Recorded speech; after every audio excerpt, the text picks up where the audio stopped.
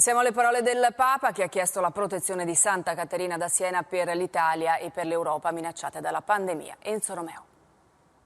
Oggi è la festa di Santa Caterina da Siena, compatrona d'Italia ed Europa. Preghiamo per l'unità dell'Unione Europea, perché tutti insieme possiamo andare avanti come fratelli. Francesco dedica l'udienza in streaming all'ultima beatitudine, quella dei perseguitati a causa della giustizia, e ricorda che anche oggi ci sono tanti martiri cristiani. Sono più dei martiri dei primi secoli. Il Papa è raffreddato, affida a Dio chi è rimasto disoccupato a causa della pandemia, invita chi è costretto a restare a casa a riscoprire la preghiera domestica, soprattutto il rosario, quindi torna sulla figura di Caterina che nell'Italia del 300 ebbe speranza inesauribile nonostante la peste e le divisioni politiche.